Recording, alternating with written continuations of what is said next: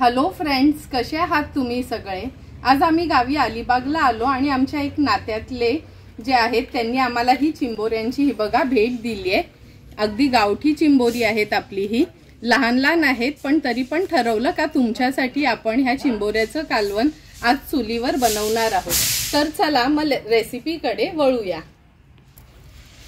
सर्वात आधी चिंबोऱ्याचं कालवण बनवण्यासाठी आपण हा एक मोठा कांदा चिरून घेतलाय।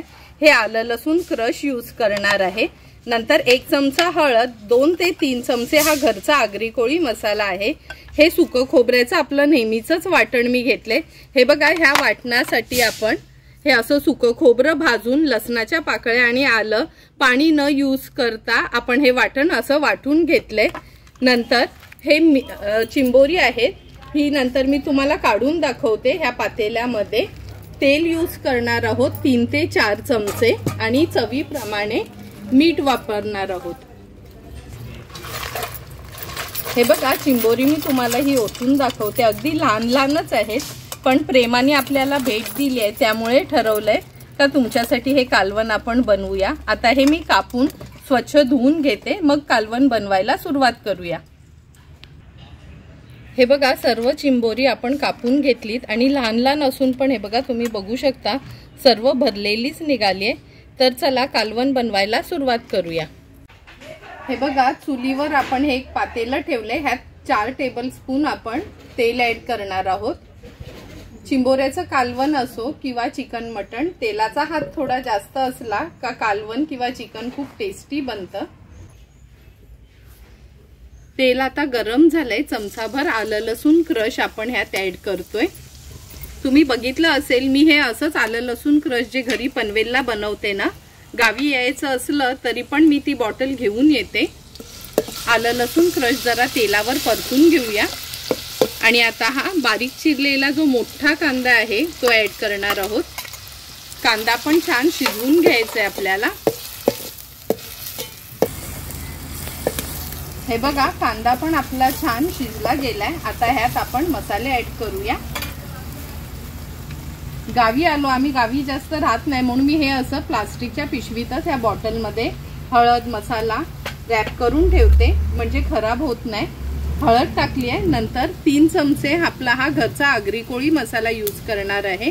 हा मसाला जर तुमच्याकडे नसेल तर तुम्ही लाल मिरची पावडर आणि 1 चमचा गरम मसाला वापरू शकता। आमच्या घरच्या मसाल्यात गरम मसाल्याचं प्रमाण खूप असतं त्यामुळे आम्ही हाच एकच मसाला यूज करतो। हे बघा, हळद आणि मसाला छान तेलावर आपला परतून झालाय। आता हे सुकं खोबऱ्याचं वाटण आहे, हे पण मी घरनाच घेऊन आली आहे, ते ऍड करूया। तुम्हाला मी नेहमीच प्रत्येक व्हिडिओमध्ये सांगते, हे वाटण जर तुम्ही वाटून ठेवलं तर 1.5 ते 2 महिने हे वाटण सहज फ्रीजमध्ये टिकतं आणि झटपट आपलं जेवण पण बनलं जातं। हे बघा, हे वाटण आपण ह्या मसाल्यांमध्ये छान मिक्स करून घेतलंय। आता ही चिंबोरी ऍड करते यात। जरी ही चिंबोरी लहान असली तर गावचं पाणी आणि वातावरण त्यांनी ह्या कालवणाची टेस्ट खूपच छान येते। ही चिंबोरी ऍड केल्यानंतर ह्यात आपण तांब्याभर पाणी ऍड करणार आहोत। कालवण थोडं मिक्स करून घेते, गरज लागली तर तुम्ही आणखी पाणी ऍड करू शकता। हे बघा, कालवण व्यवस्थित आपलं मिक्स करून झालं। आता ह्यात आपण चवीप्रमाणे मीठ ऍड करणार आहोत। 1-1.5 चमचा मी मीठ ऍड केलंय। पुन्हा हे कालवण थोडंसं हलवून घ्यायचं आहे मीठ स्प्रेड करण्याकरता आणि आता झाकण देऊन एक 10 ते 12 मिनिटासाठी हे कालवण आपल्याला शिजवून घ्यायचंय। हे बघा, 2 ते 3 मिनिटातच छान उकळी आली आहे।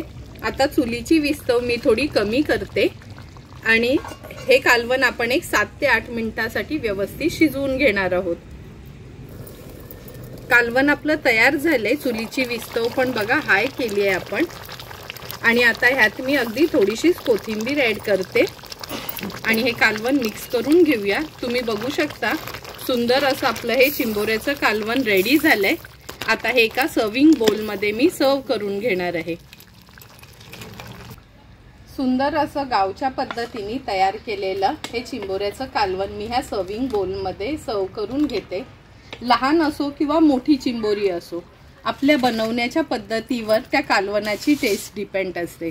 त्याच पद्धतीने मी पण आज हे चिंबोऱ्याचं कालवण अगदी सोपी पद्धत यूज करून हे कालवण बनवलं आहे। हे कालवण तुम्ही चपाती, भाकरी किंवा भातासोबत देखील खाऊ शकता। जर तुम्हाला पण मी बनवलेलं हे चिंबोऱ्याच्या कालवणाची रेसिपी आवडली असेल तर तुम्ही पण नक्की आमच्या पद्धतीने एकदा तरी हे कालवण घरी ट्राय करा आणि मला कमेंट करून सांगा की तुम्ही बनवलेलं हे कालवण कसं झालंय ते। जर तुम्हाला मी बनवलेल्या ह्या चिंबोऱ्याच्या कालवणाचा व्हिडिओ आवडला असेल तर नक्की तुम्ही माझ्या चॅनलला लाईक, शेअर अँड सबस्क्राईब करा। Thank you for watching my video.